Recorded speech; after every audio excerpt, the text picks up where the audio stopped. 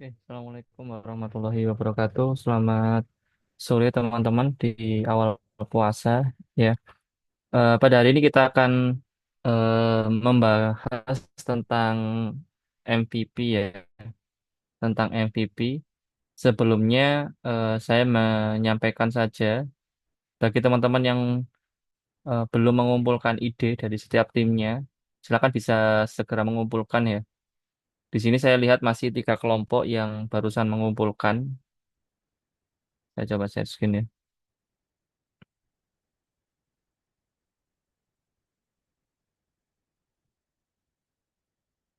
Di sini kalau saya melihat masih ada tiga kelompok yang baru saja mengumpulkan ideasi ya dari kelompok 13, kelompok 12, dan kelompok 10. Bagi teman-teman yang lain, barangkali ada yang belum mengumpulkan, silakan segera berdiskusi ya. Harapan saya hari Rabu besok menjadi hari maksimal tanggal supaya saya bisa melakukan review dulu terhadap judul yang sudah dikumpulkan gitu. Yang kedua, nanti mungkin eh, hari Rabu ya, kalau nggak besok hari Selasa, saya akan memberikan panduan secara recording atau video yang bisa teman-teman lihat untuk menyusun eh, target-target atau modul-modul yang eh, teman-teman bisa persiapkan untuk dibangun atau dikembangkan selanjutnya seperti itu. Sehingga teman-teman bisa semaksimal mungkin merancang atau memplanning apa saja yang akan dibutuhkan gitu ya.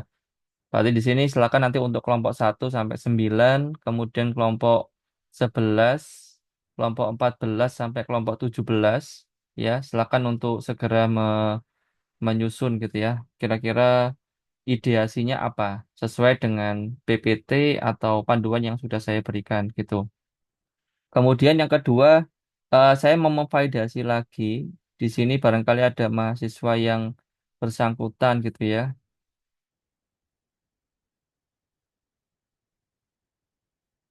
Teman-teman mungkin bisa melihat dari Excel yang sudah saya buat sebelumnya. Jadi untuk yang sebelumnya itu saya sudah off-kan ya atau sudah saya lock-kan untuk proses editingnya supaya saya bisa melakukan recap ya. Kira-kira siapa saja yang belum dalam mendapatkan kelompok seperti itu.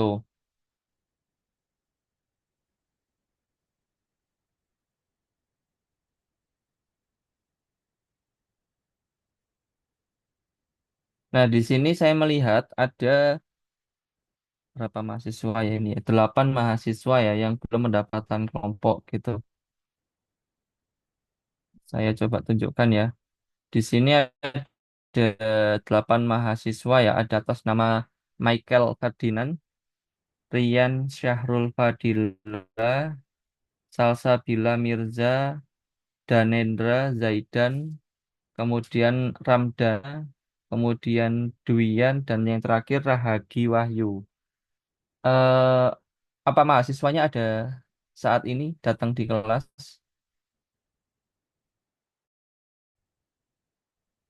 Tidak ada ya. Jika tidak ada, eh, mahasiswa bersangkutan saya anggap tidak mengambil mata kuliah saya, sehingga nanti mungkin eh, jika ada pun tiba-tiba di akhir muncul ya, saya akan rekomendasikan untuk mengambil mata kuliah di semester atau di tahun depan seperti itu. Gimana? Ada info?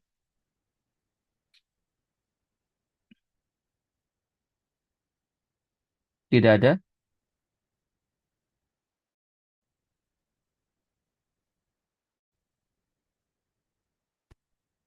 Halo? Ini suara saya masuk kan nih? Takutnya suaranya nggak Terdengar, masuk. Pak. Oke, Ya sih, baik. terdengar Pak. Baik. Oke, teman-teman terima kasih. Kalau nggak ada feedback nggak apa-apa. Sebenarnya saya hanya untuk memvalidasi aja dan memverifikasi. Kalau tidak ada nggak menjadi masalah. Nah, nanti mungkin tinggal sekarang langkah selanjutnya silakan bisa ini ya, bisa melakukan ideasi dengan timnya supaya nanti bisa segera diselesaikan gitu untuk ideasinya gitu ya.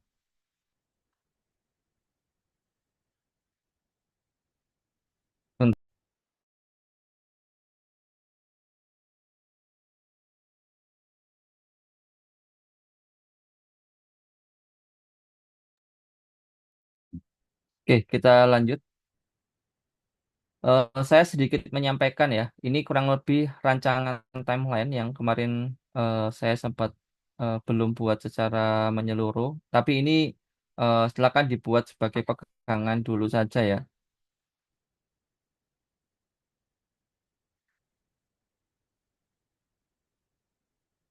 Oke, eh, jadi kurang lebih teman-teman, kalau saya hitung ya berdasarkan hitungan saya, ternyata untuk masalah iterasi pengembangan itu maksimal kita hanya bisa 2 sprint saja. Jadi kalau awal dulu saya pernah bilang 3 sprint, setelah saya lakukan evaluasi dan perencanaan, ternyata hanya 2 sprint saja nanti kita lakukan seperti itu. Nah, adapun pembagiannya teman-teman, jadi pada saat ini ya per hari ini nanti adalah hari-hari di mana teman-teman masih mempersiapkan mulai ideasi, kemudian perancangan produk backlog dan lain sebagainya seperti itu.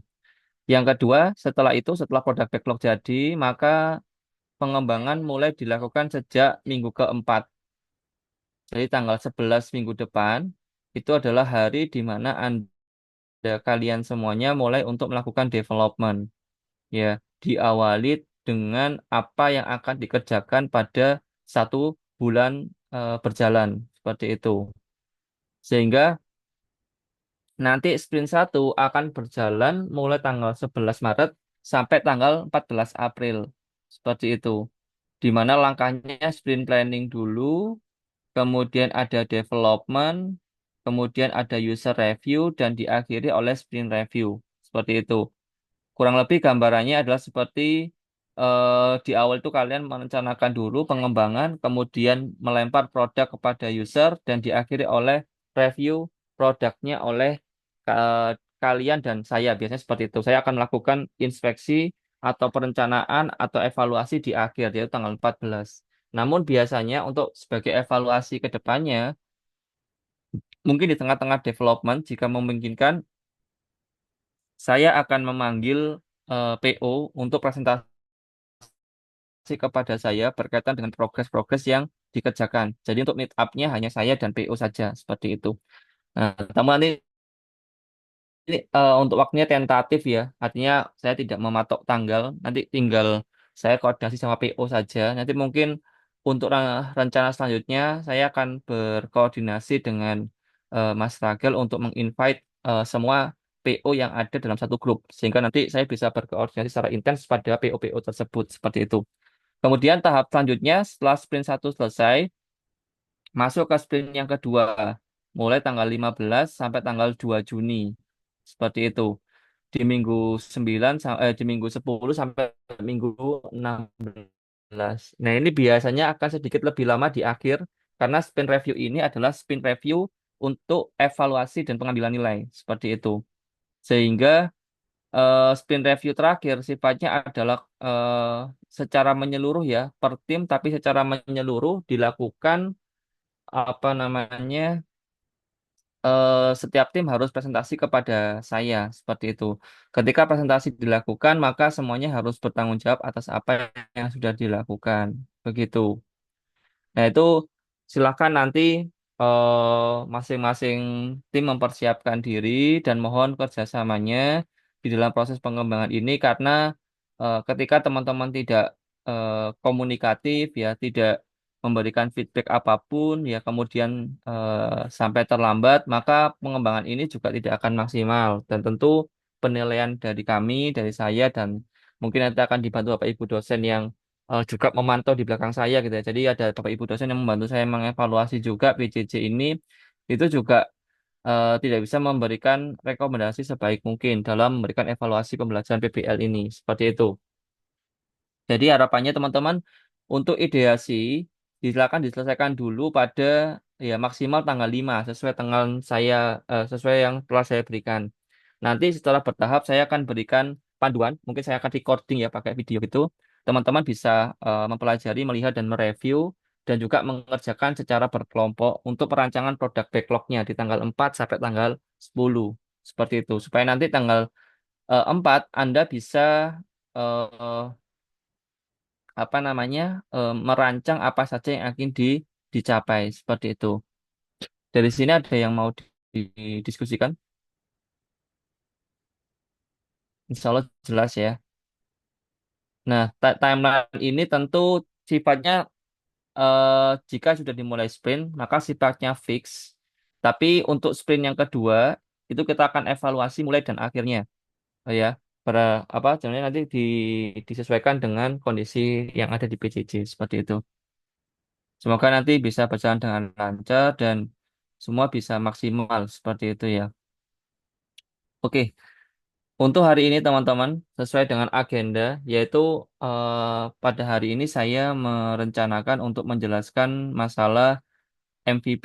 Mungkin teman-teman sudah pernah belajar atau pernah mengetahui gitu ya apa definisi atau maksud dari MVP.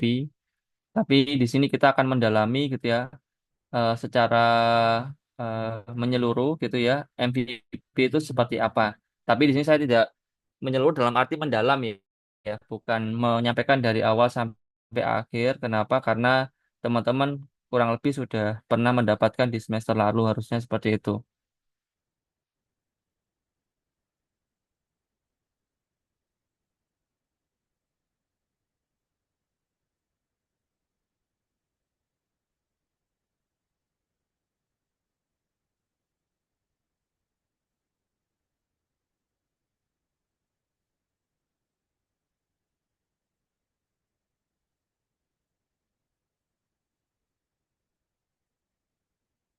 Oke, Bismillahirrahmanirrahim. Saat ini kita akan membahas masalah MVP. Jadi setelah definisi teman-teman, MVP itu diartikan sebagai atau kata bukan diartikan ya kepanjangan dari minimum viable product.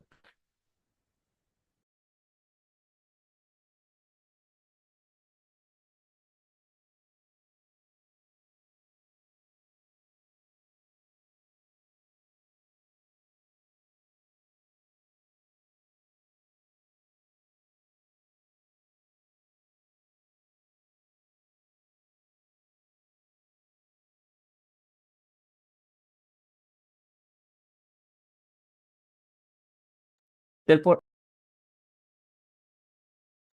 oke, minimum viable product gitu ya. Jadi kalau dalam definisinya MVP itu adalah kalau gampangannya itu bagaimana kita menciptakan sebuah produk dengan modul yang seminimal mungkin tapi bisa digunakan dan bisa divalidasi oleh pengguna. Jadi secara definisi teman-teman, kalau dalam bahasa definisinya minimum adalah fitur atau modul paling mendasar. Jadi fitur atau modul paling mendasar. Dari apa? Dari sebuah produk yang kita bangun. Definisi dari viable adalah bekerja dan dapat diuji. Jadi eh, produk yang dihasilkan meskipun dengan fitur yang seminimal mungkin, fitur sesederhana mungkin, tapi harus bisa dicoba oleh customer. Dicoba bukan arti hanya di trial ya, bukan hanya dicoba dalam arti buat uji coba aja bukan, tapi benar-benar user itu bisa mendapatkan manfaat yang bisa didapatkan. Contoh, contoh nyatanya ya misalkan gini, aplikasi perpustakaan. Ini contoh yang secara umum saya teraskan dan semoga bisa apa ya, dibayangkan ya. Aplikasi perpustakaan. MVP-nya apa gitu ya? Apa sih gitu ya? Kalau misalkan kita pikir apa sih modul yang paling dasar yang harus ada di perpustakaan gitu ya? Sebelum kita membahas yang jauh lebih rinci gitu ya. Sebelum memikirkan itu, kembali lagi gitu ya. Apa tujuan aplikasi perpustakaan gitu ya? Yang pertama, aplikasi perpustakaan tentunya orang pengen tahu kira-kira buku apa saja yang dimiliki oleh perpustakaan tersebut. Gitu ya, yang pertama. Yang kedua, orang pasti berpikir, apakah saya boleh pinjam buku di perpustakaan itu? Gitu ya. Kalau misalkan boleh, bagaimana bentuk transaksi yang harus dilakukan? Seperti itu. Tiga hal itu berarti ada modul katalog, ada waktu peminjaman, dan ada modul transaksi. Seperti itu. Nah, dari tiga modul ini, mana yang paling utama? Yang bisa memberikan manfaat kepada customer, gitu kan ya. Pasti yang dijawab adalah katalog dulu. Katalog kan sederhana banget, Pak. Paling hanya menampilkan foto buku, kemudian judul, dan juga deskripsi atau sinopsis seperti itu. Menarik nggak? Ya tentu di awal mungkin belum menarik semenarik yang dibayangkan ketika sudah lengkap. Tapi paling enggak gitu ya, paling tidak ketika ada fitur itu memberikan tukar benefit gitu ya. Benefit apa yang didapatkan oleh user atau manfaat apa yang didapatkan oleh user adalah user bisa mendapatkan insight atau bisa mengetahui lah, bukan insight ya, kalau insight terlalu dalam, mengetahui apa saja buku yang ada pada perpustakaan tersebut gitu ya. Yang kedua, selain mengetahui buku apa saja, paling tidak para user bisa mengetahui kira-kira buku-buku yang ada itu secara garis besar deskripsinya bagaimana atau isinya bagaimana melalui sinopsis yang disediakan gitu ya. Meskipun belum bisa minjem, belum bisa transaksi gitu ya. Kalau ingin pinjam atau transaksi silakan menghubungi admin, nggak apa-apa. Tapi paling nggak kita bisa deliver dulu satu produk dengan fitur seminimal mungkin yang bisa digunakan oleh user seperti itu. Kemudian produk secara definisi di sini adalah kendaraan. Kenapa? Karena untuk mendeliver atau mengirimkan value tadi. Value itu apa? Manfaat yang bisa dirasakan oleh user dari produk tersebut. Meskipun minimal tidak menjadi masalah. Nah, di sini jangan sampai salah berpikir gitu ya. Ngomongnya fitur, tapi tiba-tiba fitur yang dikembangkan hanyalah ada seperti contoh fitur login atau register. Misalkan ditanya, apa mas manfaatnya kalau kok hanya mengembangkan login sama register? Ya nggak apa-apa Pak, biar orangnya bisa login, kemudian bisa register juga dan bisa login. Terus apalagi? Sudah Pak, itu kan manfaat, dia bisa masuk aplikasi. Apa yang dilihat ya belum ada, bahkan minimum fitur. Jadi dia hanya register sama eh, login aja. Nah itu salah berpikir gitu ya. Salah cara berpikir menurut saya seperti itu. Ya dimaksud fitur atau modul paling mendasar di sini adalah fitur atau modul yang merupakan manfaat dari aplikasi itu yang dideliver kepada klien.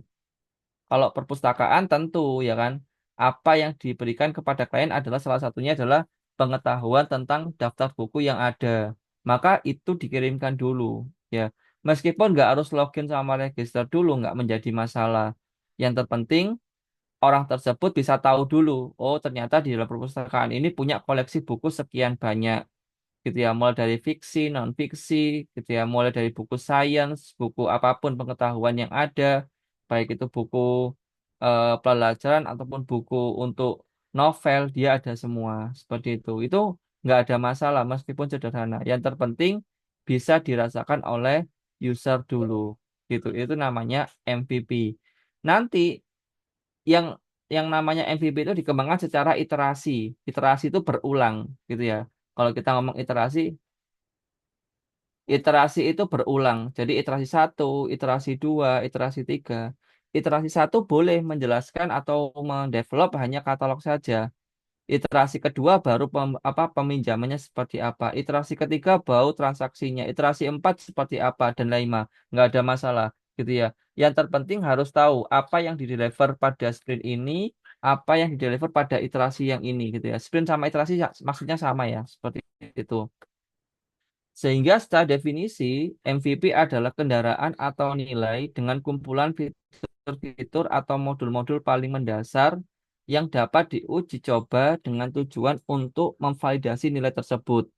Nah, seperti ini ya. Jadi kalau gambarannya biasanya kalau fiturnya masih masih sangat mendasar atau masih belum banyak ya, itu yang mencoba adalah orang-orang target yang sudah kita tentukan. Misalkan kalau kemarin gitu ya, ada customer atau user yang kita kenal gitu ya. Tolong dong bantu nge-review produkku. Nggak apa-apa. Dicoba dulu ke orang yang kita kenal gitu ya. Sambil mendapatkan feedback.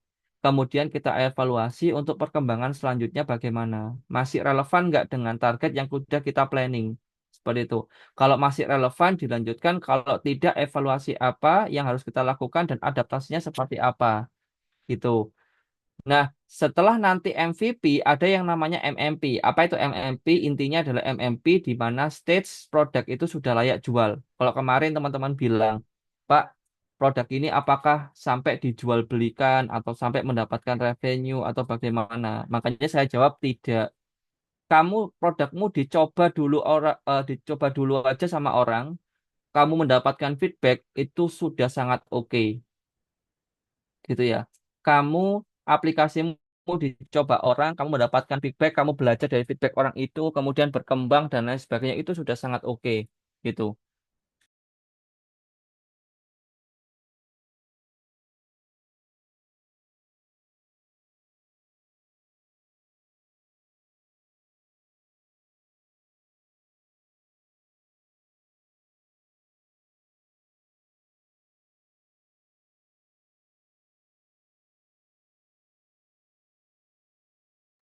Nah, oleh karena itu teman-teman, jadi kalau misalkan kita di area MVP ini, kita harus tahu bahwa target kita siapa.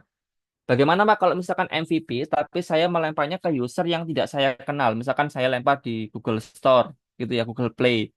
Terus banyak orang yang memberikan feedback, apa itu nggak ada masalah, meskipun masih gratis, nggak ada masalah. Yang kita cari dari MVP ini adalah feedback dan saran dari para customer. Itu garisnya ya. Target kita adalah untuk memvalidasi nilai. Maksudnya mendapatkan feedback dan juga saran dari user terkait dengan produk yang kita deliver kepada mereka. Apakah relevan dan dibutuhkan oleh para customer gitu. Nah, apa namanya? Kalau idealnya, jadi ada kalimatnya, misal kamu punya 1.000 target customer, maka MVP-nya yang untuk memvalidasi adalah 135. Jadi intinya begini, sebenarnya tidak ada kalau dari saya untuk pembelajaran ya, karena ini kan untuk pembelajaran ya, bukan profesional, tidak ada batasan maksimal sampai atau minimal 135. Saya hanya melakukan syarat minimal 10 sampai 15 minimal ya. Minimal 10 sampai 15 dan tolong jangan direkayasa kalau bisa gitu ya. Dan tolong jangan direkayasa untuk user yang menggunakan. Rekayasa itu maksudnya bagaimana? Contoh, rek tolong isian po wis isian sembarang gak popo. Wis atau gak usah dicoba sampein isi aja formnya biar kelihatan ada isinya. Itu jangan. Kenapa? Karena kalian tidak akan belajar dari situ. Meskipun ya saya tidak akan tahu gitu ya itu real atau enggak gitu ya. Tapi kalau seandainya kalian melakukan seperti itu, ujung-ujungnya kalian nggak akan dapat pembelajaran ya. Yang siapa yang dirugikan bukan saya, tapi kalian sendiri. Seperti itu. Karena kalian nggak akan belajar bagaimana cara mendapatkan atau merespon sebuah feedback. Seperti itu. Nah, kategori MVP itu ada dua. Ada high, ada low. Namanya low fidelity MVP, high fidelity MVP. Secara garis besar, kalau low itu lebih tepatnya produk belum jadi, ya, produknya belum jadi sehingga belum bisa digunakan oleh user, hanya ide saja yang diberikan kepada customer. Jadi validasi nilai berdasarkan sebuah ide. Bentuknya apa? Beraneka ragam. Nanti kita akan sebutkan. Kalau high fidelity MVP adalah produk-produk yang sudah bisa dipakai oleh user meskipun dalam bentuk yang seminimal mungkin. Bagaimana maksudnya? Nanti kita akan jelaskan secara rincinya. Seperti itu. Nah, yang pertama ada high fidelity MVP. Kategori yang nomor satu adalah single feature MVP. Single feature MVP itu apa? Fokus pada satu rumpun fitur yang mendukung UVP, Unique Value Proposition. Intinya adalah fitur apa yang unik, yang menarik, yang bisa digunakan oleh customer Anda. Seperti itu. Makanya kemarin saya menggunakan Lean Canvas.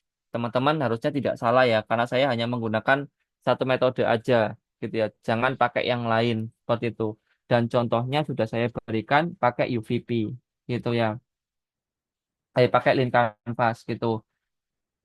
Contoh, pengembangan fitur yang menerapkan UVP. Ada aplikasi Flip ya. Flip ini brandingnya adalah transfer antar bank tanpa biaya admin. Transfer antar bank tanpa biaya admin. Maksudnya adalah gini, dia punya ide. Kalau selama ini permasalahannya adalah orang kalau transfer antar bank atau mungkin beda beda apa namanya? Beda platform itu ada charge-nya. Mulai dari 6.000 ada 2.500 seperti itu.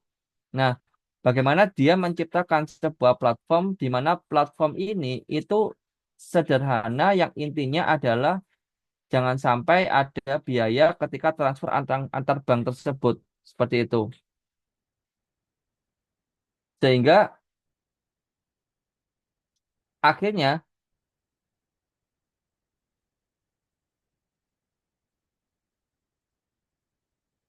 sehingga akhirnya eh, si orang ini menentukan bahwa apa ya yang harus dilakukan supaya bisa berjalan dengan lancar, gitu ya. Akhirnya platformnya jadi,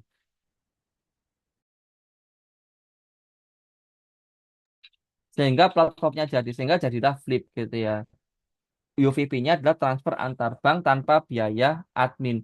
Pada saat itu belum ada itu pembayaran listrik, pembayaran apapun itu belum ada. Yang ada cuman pindah bank aja, pindah saldo aja, yang dia mengklaim tidak ada biaya apapun, sehingga itu menjadi apa ya, sebuah value. Kira-kira orang butuh nggak sih? Ternyata sangat butuh, gitu ya. Banyak yang pakai, banyak yang apa namanya menggunakan, sehingga dari situ si Flipnya menyatakan bahwa aplikasi ini bernilai, seperti itu. Yang kedua, ada produk yang lain, Gojek, gitu ya. Sebelum Gojek menjadi sebesar ini, Gojek dulu itu hanya untuk kendaraan online, gitu ya. Dan itu hanya khusus motor saja, nggak ada mobil, gitu ya. Dengan cara apa? Telepon ojeknya kemudian datang kepada target customer yang sudah menggunakan jasa telepon ojek tadi. Namanya dulu telepon ojek, gitu ya. Kalau sekarang namanya Gojek, gitu ya. Nah, setelah merasa bahwa fitur ini atau kebutuhan ini valid, baru mereka mengembangkan dengan kebutuhan-kebutuhan yang lain. Itu namanya single feature MVP. Di awal, mereka hanya mendeliver satu value saja. Baru setelahnya dikembangkan, dikembangkan, dan dikembangkan lagi secara iteratif. Yang ketiga ada SimHive, ya, salah satu eh, partner kami, gitu ya, SimHive Group, di mana platformnya mereka pertama kali adalah karena adanya kondisi COVID-19. Seperti itu. Di mana di COVID-19 itu banyak orang yang nggak bisa datang kepada para ketika ada pertemuan lah, istilahnya seperti itu ya. Sehingga mereka akhirnya tidak bisa meeting atau meet up. Akhirnya mereka ini dalam artinya si SimHive ini menciptakan sebuah produk untuk perusahaannya namanya PT MTK, gitu ya. PT MTK itu menciptakan sebuah produk namanya SimHive. Kemudian SimHive ini ditawarkan sebagai solusi meeting atau exhibition secara online, gitu ya. Sehingga orang-orang tidak merasa atau tidak menjadi penghalang untuk mengajarkan sebuah exhibition, gitu ya.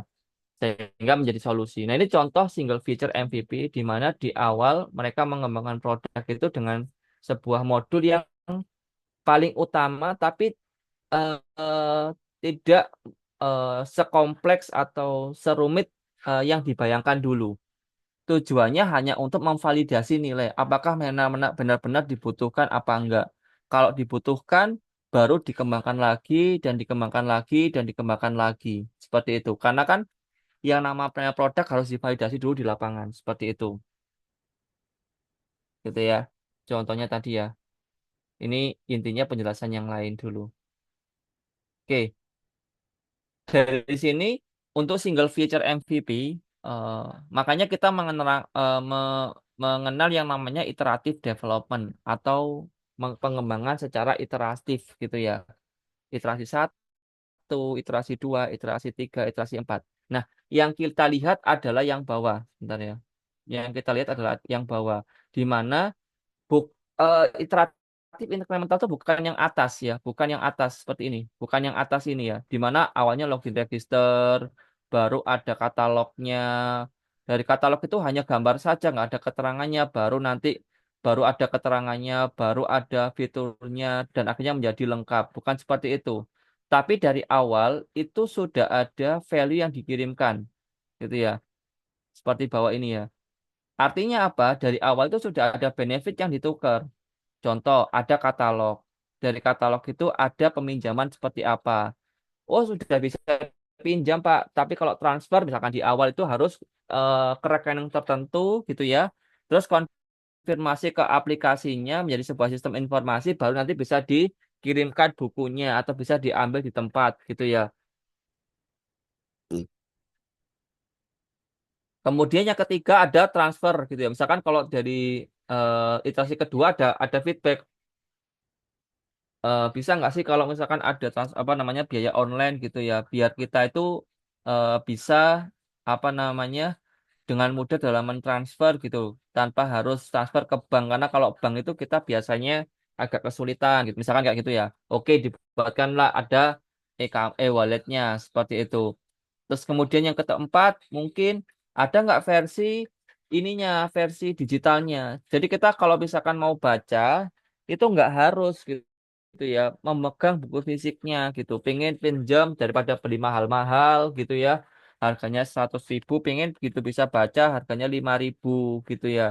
Boleh nggak ada soft file yang bisa kita akses di dalam buku tersebut gitu ya, baru dibuatkan lagi. Nah, seperti inilah yang diharapkan dari iteratif dan incremental.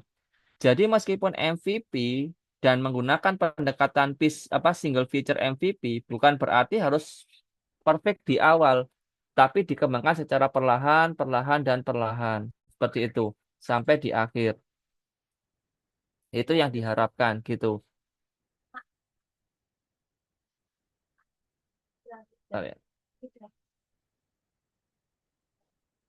Nah, ada sebuah statement yang dikatakan oleh co-foundernya LinkedIn ya. Kalimatnya bahasa Inggrisnya gini, if you are not embraced by the first version of your product, you have launched too late. Jadi intinya eh, sangat wajar kalau kalian dalam mengembangkan produk iterasi pertama itu akan dipermalukan gitu ya, atau bukan dipermalukan ya, diremehkan atau mungkin dianggap aplikasi abal-abal. Itu nggak ada masalah. Misalkan, oh aplikasi kayak gini aja buat apa gitu ya, atau aplikasinya kok apa namanya kurang bagus sih, cuman gini aja gitu ya, jelek banget, itu sudah hal yang biasa. Tapi yang dipastikan adalah bahwa apakah memang value-nya itu benar-benar valid apa enggak. Kalau value-nya sudah valid hanya untuk supaya orang mau pakai, meningkatkan engagement-nya dengan cara menambah fitur, artinya aplikasi bisa dikembangkan, dan jika kalian fokus dan mau mengembangkan terus, aplikasi itu pasti akan bisa di titik bisa mengenerate sebuah revenue atau pendapatan seperti itu. Jadi nggak ada masalah kalau kalian mengembangkan sebuah produk, kemudian produk Anda masih belum sempurna, itu nggak ada masalah. Yang penting secara iteratif dikembangkan sehingga bisa maksimal seperti itu,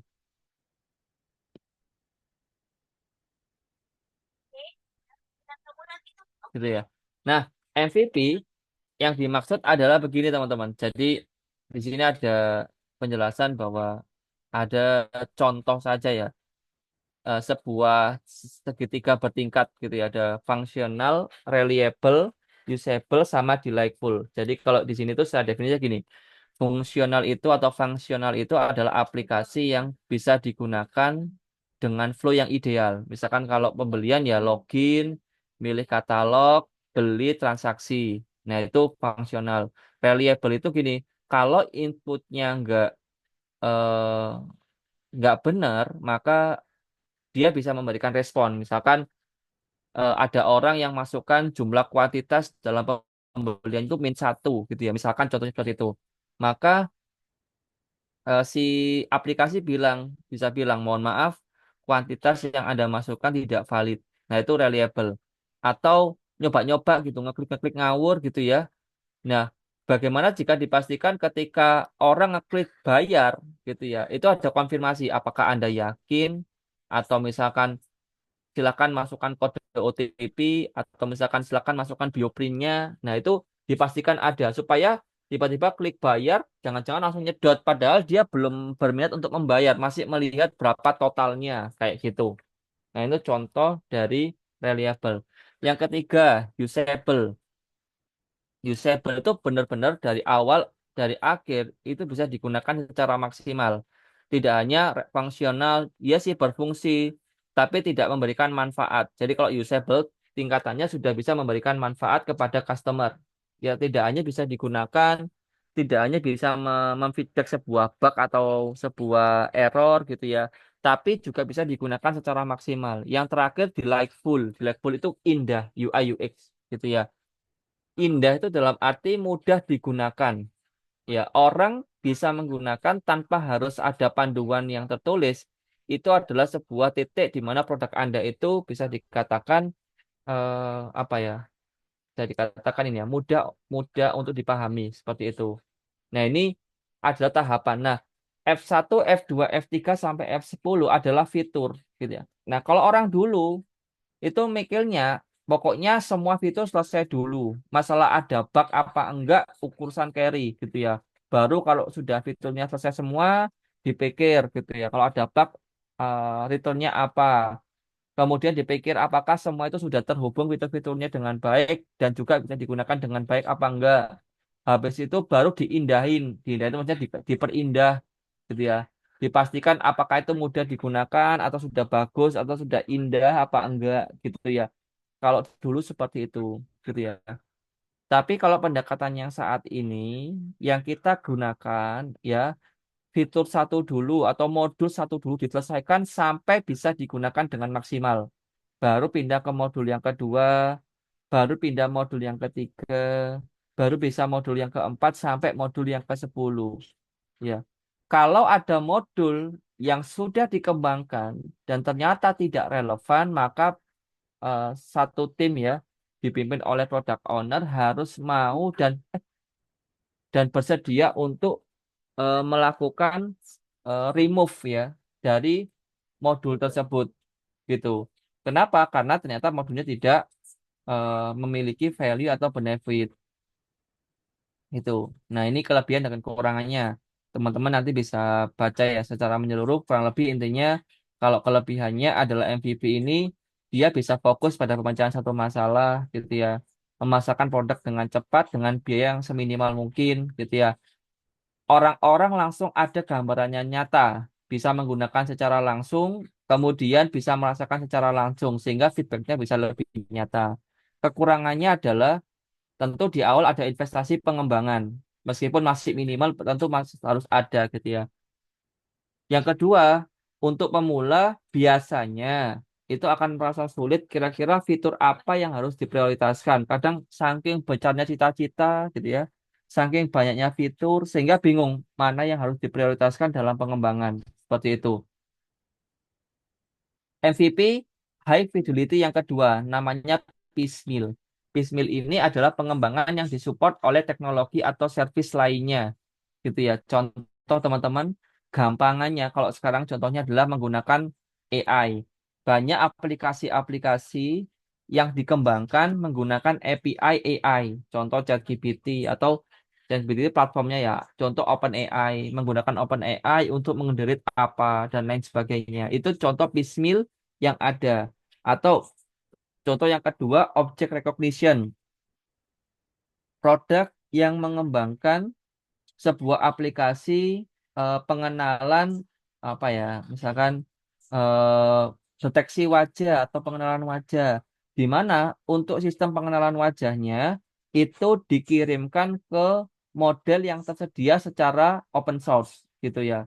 Jadi kita hanya menyediakan ini wajahnya siapa, kemudian namanya siapa, kita lemparkan ke model itu, modelnya melakukan training dan kita hanya menggunakan saja, calling saja. Ini loh namanya ini, datanya kayak gini. Nanti ketika saya melempar, dia bisa ngomong, oh si dia ini namanya Adam, oh dia ini namanya Arya, oh dia ini namanya si Budi, dan lain sebagainya. Tapi kita tanpa harus memikir bagaimana mesin AI-nya berjalan. Itu namanya piecemeal. Dan lain-lain piecemeal. Contoh piecemeal yang lain apa? Google Maps itu piecemeal. Kita bisa inject maps-nya ke produk kita, itu namanya piecemeal gitu ya. Atau apalagi contoh yang lainnya. Banyak lagi ya contoh-contoh piecemeal yang ada gitu ya.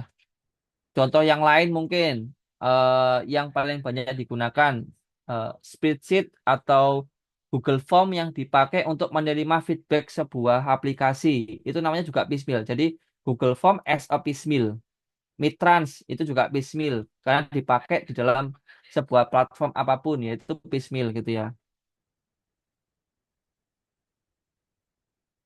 Ya, itu contohnya ya tadi ya. Pismil menggunakan Zoom di dalam sebuah platform ketika ada agenda, kita menginjekkan linknya Zoom untuk memulai sebuah kegiatan itu namanya Pismil seperti itu ataupun YouTube. Nah, kelebihan Pismil apa apa saja gitu ya. Kalau Pismil itu tentu dana yang diinvestasikan lebih kecil kecuali gitu ya pismilnya berbayar gitu ya. Kalau pismilnya berbayar tentu pembiayaannya akan cukup besar gitu ya. Tapi kalau pismilnya nggak berbayar ya akan relatif lebih apa namanya murah seperti itu. Yang kedua pengembangannya akan jauh lebih cepat karena karena eh, orangnya hanya menggunakan pismil itu sebagai karena sistemnya secara umum akan disupport oleh pismil tadi gitu as long as selama developernya memahami konsep service. Kadang yang membuat lama itu bukan masalah developernya, tapi masalah bagaimana mengintegrasikan produknya dia dengan piecemeal yang ada gitu ya. Contoh yang lama gitu ya. Google API-nya sudah ada, Maps API-nya ada gitu ya. Ketika ditanya, kenapa Mas kok belum selesai? Ya Pak, dari kemarin loh integrasi Maps API ke produk saya itu nggak selesai-selesai. Nah ini masalahnya. Jadi pemahaman bagaimana cara untuk melakukan koneksi kepada apa namanya produknya itu nggak nggak selesai-selesai gitu. Yang kedua kekurangannya ini kelebihannya. Kekurangannya adalah yang kekurangannya memungkinkan kesulitan dalam mengkoordinasikan banyak service dalam satu produk, khususnya dalam faktor efisiensi. Yang namanya melakukan menghubungkan satu produk dengan produk yang lain, tentu biasanya ada lag dari sisi resource gitu ya. Bisa jadi resource-nya lebih lebih sulit untuk digunakan atau resource-nya banyak menggunakan resource dari sisi hardware-nya seperti itu. Masing-masing punya kelebihan dan kekurangan masing-masing. Kekurangan yang kedua adalah biasanya mengeluarkan biaya untuk berlangganan servis tadi yang saya sebutkan gitu ya. Biasanya ada servis-servis yang berbayar gitu ya, nggak selalu gratis gitu ya. Ada yang open source, ada yang subscribe gitu ya. Nah ini butuh biaya yang jauh lebih besar. Tapi effortnya kalau misalkan tahu bagaimana cara mengintegrasikan itu jauh lebih cepat seperti itu. Yang ketiga, kategori High Fidelity MVP adalah Wizard of Oz MVP. Di sini definisikan adalah Wizard of Oz itu adalah real front end, fake back end. Fake itu maksudnya bukan back end-nya jelek enggak ya, tapi back end-nya itu masih dilakukan secara manual. Contoh, Flip ya, Flip yang versi awal dulu gitu ya. Ada skenario seperti ini. Orang dulu gitu ya, mikirnya kan gini, oh nanti itu kalau orang transfer gitu ya dari contohnya dari BNI ke BRI atau dari Mandiri ke mana gitu ya. Itu definisinya adalah berarti orang tersebut berarti orang berarti orang tersebut gitu ya. Itu mengirimkan atau API-nya bisa menjembatani mengirimkan dari BNI ke BRI. Padahal sejatinya bukan seperti itu gitu ya. Apa logikanya biar API-nya bisa mengurus admin? Nggak bisa. Tapi logika yang benar adalah gini. Si orang yang mengirimkan dana itu akan diarahkan oleh sistem mengirimkan ke bank yang sama dulu. Misalkan saya punya BNI, maka diarahkan mengirim ke BNI-nya si Flip gitu. Lah nanti Flip punya juga akun BRI, di mana BRI-nya sudah ada saldo di mana si BRI-nya Flip akan mengirimkan kepada si receiver atau si penerima sejumlah saldo yang dikirimkan oleh si sender. Jadi Flipnya juga punya saldo, misalkan 50 juta. Di BNI ada 50 juta, di BRI 50 juta. Misalkan diharapkan nih si orang sendernya mengirimkan 1 juta kepada temennya ya di BRI gitu ya. Maka nanti gini, si BNI-nya si Flip bertambah 1 juta, si BRI-nya Flip berkurang 1 juta. Jadi saldo akhirnya BNI ada 51, BRI ada 49 logika awalnya dan sampai saat ini mungkin seperti itu saya juga nggak tahu ya apa ada kerjasama dan lain sebagainya. Contohnya gitu manual back end seperti itu ya. Contoh yang lain gitu ya. Dari contoh yang lain di mana kalau misalkan ada orang yang menggunakan SIM Hive gitu ya. Itu mereka biasanya menggunakan report dong bagaimana hasilnya gitu ya. Aduh, sama.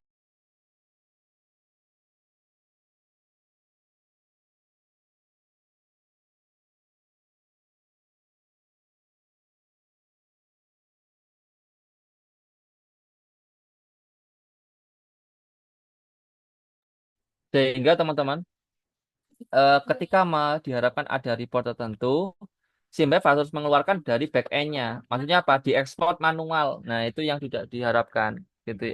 Ya itu yang terjadi pada harapannya. Itu yang terjadi. Nah, dari sini ketika permintaan semakin banyak, artinya itu menjadi sebuah valid. Oh, ternyata dibutuhin nih. Berarti harus ada tuh fitur yang namanya apa namanya report exporter atau report generator gitu dalam iterasi selanjutnya. Itu termasuk Wizard of Oz, till front end, fake back end. Kata kuncinya seperti itu. Nah, nah, ini contoh juga ya yang saya jelaskan sebelumnya bahwa pada dasarnya Gojek itu awalnya adalah orang telepon kepada customer service gitu ya, pada adminnya menghubungi ke ojeknya, ojeknya nanti datang kepada si customer untuk mengantarkan ke target tujuan. Itu dulu seperti itu ya awalnya, tapi sekarang sudah sangat bagus. Nah, kelebihannya Wizard of Oz adalah yang pertama mudah dan cepat dibandingkan pendekatan murni teknologi, khususnya pada bagian core process.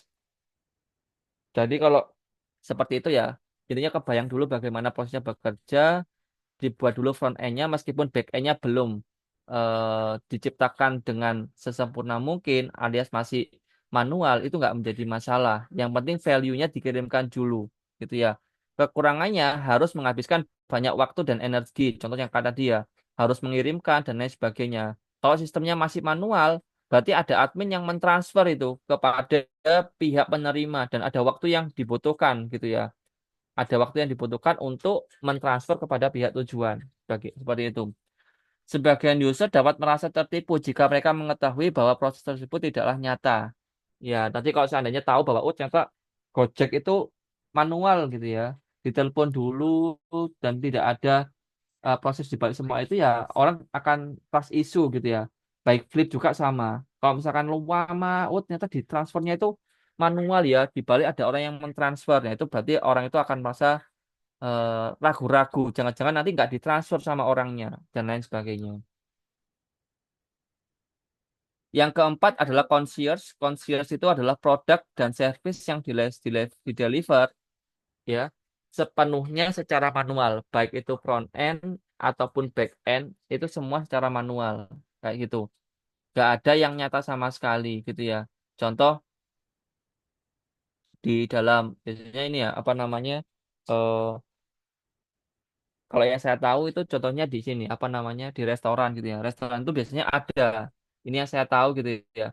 Aplikasinya itu hanya berupa eh, katalog saja gitu ya. Dan itu pun tidak sepenuhnya seperti yang dibayangkan gitu. Artinya kita ketika mengklik aplikasi itu misalkan scan barcode, ketika di scan hanya muncul PDF-nya saja, nggak ada apa-apanya gitu ya. Kemudian ketika mau pesan harus ngomong dulu ke orangnya, Pak pesan gitu ya. Ini yang saya pesan dari katalog yang saya scan. Nah itu namanya concierge MPP. Dia pakai barcode, tapi barcode-nya mengarah ke PDF, PDF-nya itu hanya untuk dibaca, kemudian pesannya tetap manual. Itu namanya concierge gitu ya.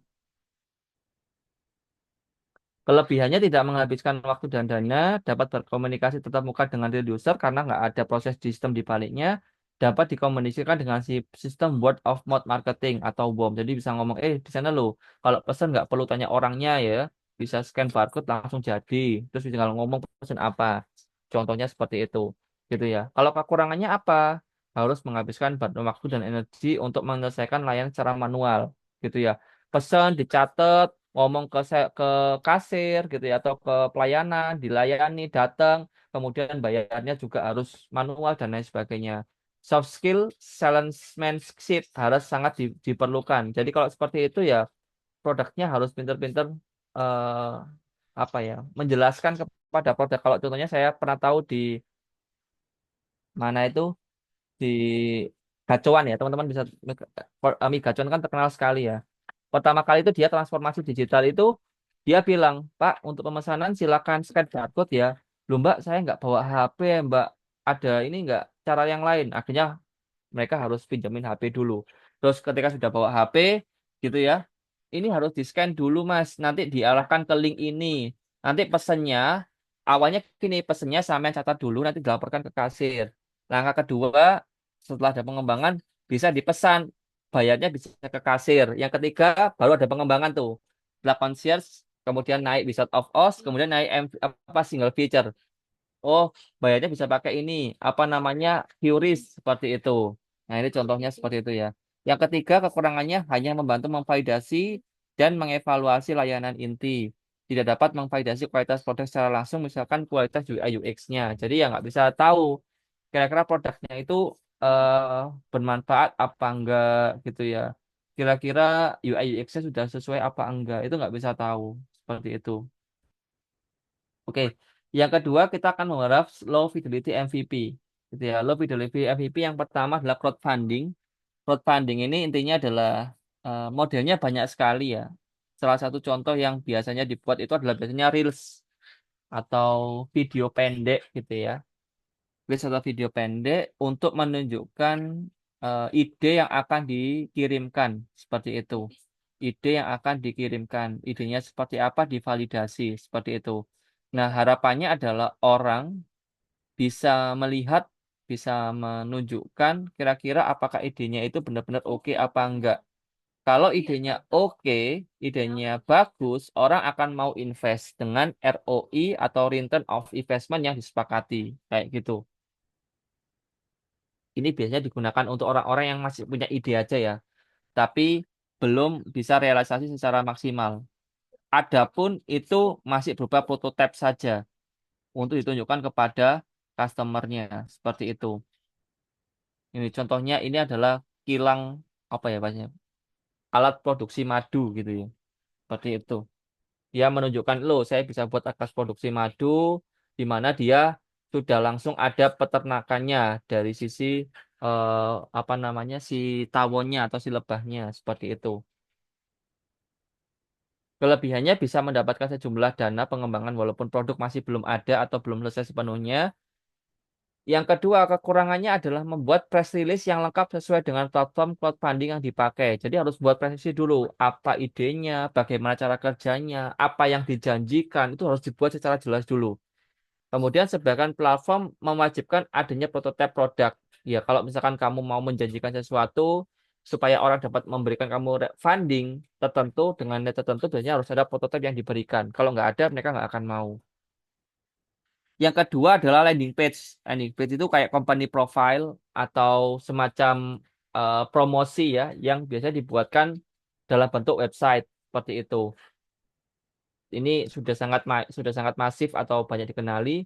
Kelebihannya adalah mudah dan cepat terlebih saat ini gitu ya. Terdapat banyak penyedia yang memberikan template landing page yang terjangkau gitu ya. Harganya mungkin sekitar 500 sampai jutaan ya. Monggo bisa dipilih kalau pakai landing page gitu ya. Buat sendiri juga bisa. Dapat dengan mudah didukung dengan iklan online. Jadi goalnya adalah masih memperkenalkan dulu. Tapi biasanya bukan funding gitu ya. Bukan mencari pendanaan, tapi penjualan. Menjual produk dengan landing page gitu ya. Menjual produk dengan landing page. Produknya sudah jadi, tapi pakai landing page ini. Seperti itu. Kekurangannya, tingkat konversi rendah. Sekitar 1-3% dari orang akan sign up. Jadi ya eh, kalau orangnya mau, mereka akan masuk. Kalau enggak ya sudah, mereka akan lewat saja gitu.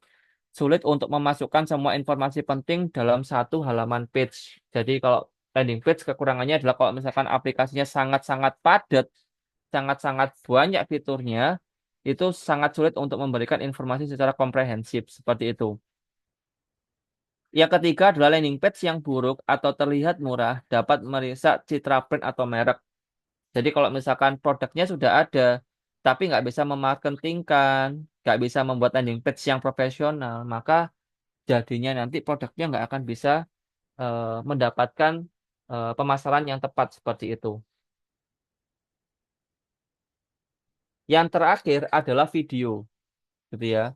Video ini adalah sebuah crowdfunding. Tapi kalau crowdfunding harapannya adalah supaya orang mau memberikan funding. Tapi kalau video, dia memberikan semacam promosi, gitu ya, promosi kepada orang-orang untuk mau menggunakan produknya.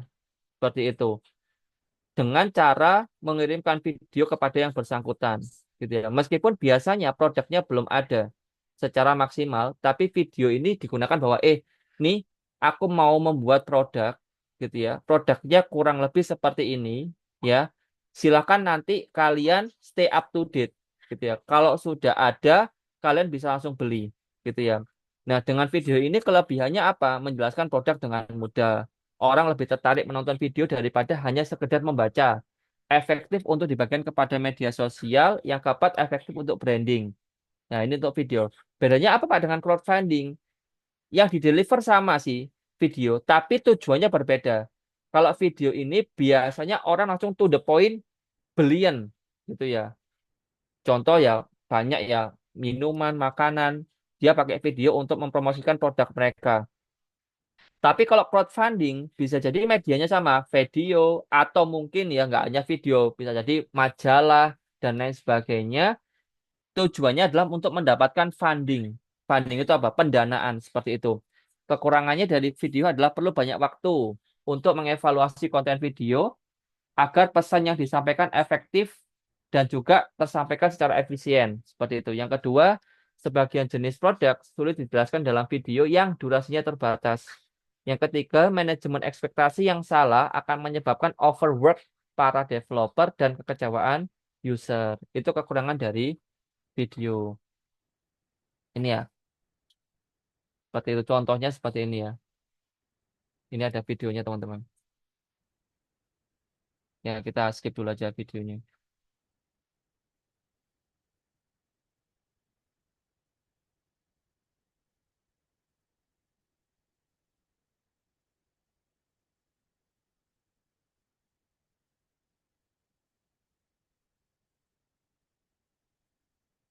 Oke, oke teman-teman.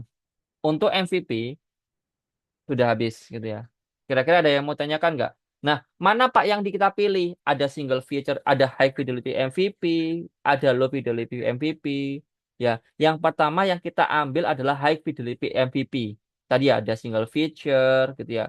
Ada apa conscious, ada Wizard of Oz gitu ya. Kemudian ada piecemeal. Nah, dari empat ini Pak, mana yang kita ambil Pak? Yang kita ambil adalah single feature MVP di mana pada satu iterasi Anda harus bisa mengirimkan satu produk yang bisa memberikan manfaat kepada customer, ya, bisa memberikan manfaat kepada customer Anda. Meskipun masih minimal tidak menjadi masalah, yang terpenting sudah ada manfaat yang deliver kepada customer. Dikembangkannya tidak langsung besar di awal, tapi secara iteratif. Ya, iteratifnya berapa sprint? Dua sprint. Satu bulan pertama, mungkin nanti kita bulan April ini sampai bulan Mei, itu hasilnya seperti apa. Bulan Mei sampai bulan berapa nanti? Bulan Juni, hasilnya seperti apa. Nah, itu kita evaluasi secara bertahap. Begitu. Nah, sehingga harapannya kalian bisa belajar dari awal sudah mendapatkan feedback dan juga sudah mengirimkan value atau benefit kepada target user Anda. Seperti itu. Dari sini teman-teman ada yang mau ditanyakan, silakan. Oh ya, kuliah hari ini kita maksimalkan sampai jam 5 ya. Karena jam 5 sudah persiapan buka puasa. Tidak ada? Oke. Teman-teman, jika tidak ada, semoga nanti apa yang saya sampaikan ini bisa diambil manfaatnya ya dan pengetahuannya seperti itu. Nah, saya mengingatkan kembali, saya mohon bantuannya supaya setiap tim bisa segera mengirimkan ideasi maksimal tanggal 5 besok ya, supaya kita bisa evaluasi. Kemudian di tanggal 5 itu saya akan mengirimkan dua hal ya. Yang pertama adalah apa namanya si tutorial bagaimana cara atau mungkin panduan bagaimana cara untuk membuat sebuah backlog dengan rancangan yang saya buat nanti. Nah, bagi teman-teman yang barangkali teman-teman yang mungkin punya platform sendiri, pakai Jira atau mungkin pakai apapun, nanti awalnya silakan tetap membuat dengan platform yang saya buat dengan Spreadsheet ya. Saya ingin apa? Intinya untuk monitoring yang saya butuhkan itu pakai spreadsheet aja. Teman-teman kalau sama timnya pakai Jira, pakai apapun, silahkan monggo silahkan. Tapi saya minta diupdate di dua tempat, di spreadsheet yang saya buat sama tempat kalian sendiri. Kalau misalkan pakai spreadsheet yang saya buat, ya monggo bisa fleksibel, pakai spreadsheet itu aja, berarti satu kali aja. Tapi kalau mau buat yang lain, bisa fleksibel Pak, pakai Jira, silahkan monggo. Saya bebas aja. Yang terpenting untuk yang saya buat ini bisa termonitor dari saya sendiri gitu ya. Kalau saya pakai Jira dan lain sebagainya, mostly-nya terlalu banyak. Jadi saya fokusnya ke satu tahapan saja. Seperti itu. Dari sini ada yang mau tanyakan? Sudah cukup jelas ya. Oke teman-teman, jika tidak ada pertanyaan, untuk materinya sudah saya sampaikan ya, yaitu minimum viable product. Silakan nanti dilanjutkan untuk ideasi untuk timnya. Saya harapkan tanggal 5 sudah selesai. Gitu ya. Nanti mulai besok akan saya monitor sampai tanggal 5. Oh, silakan Mas Ilham. Mohon izin mengingatkan Bapak untuk Iya. presensinya bagaimana? Oke, siap. Oh ya, belum presensi ya. Oke, terima kasih. Oke, teman-teman ya. Terima kasih Mas Ilham. Saya buka dulu.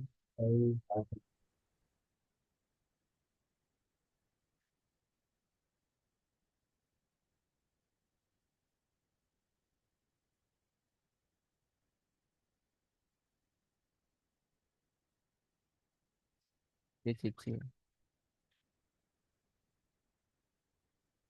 Oke, silakan bisa presensi ya. Sambil presensi silakan didengarkan dulu dan diperhatikan. Teman-teman tanggal 5 silakan segera diselesaikan ya untuk ideasinya. Saya harapkan tidak terlambat. Masing-masing PO, tim silakan segera memproses supaya nanti bisa segera selesai gitu ya. Nanti saya mohon Mas bantuannya ya Mas Rakil. Saya dibantu untuk membuat tim gitu ya. Membuat grup maaf, membuat grup di mana di dalamnya hanya PO saja dan Mas Rakil dan saya gitu ya sehingga saya bisa berkoordinasi dengan lebih intens dengan para PO supaya nanti hasilnya bisa lebih cepat gitu ya daripada di grup nanti mudah ketumpuk juga dengan yang lainnya seperti itu. Ya, baik Pak Adam. Baik ya, terima kasih Mas Rakil, terima kasih teman-temannya untuk kuliah hari ini. Mohon maaf kalau ada kekurangan. Selamat menunaikan buka puasa ya, yang ngabuburit, yang buka puasa bisa mencari sekarang. Saya akhiri, Assalamualaikum warahmatullahi wabarakatuh.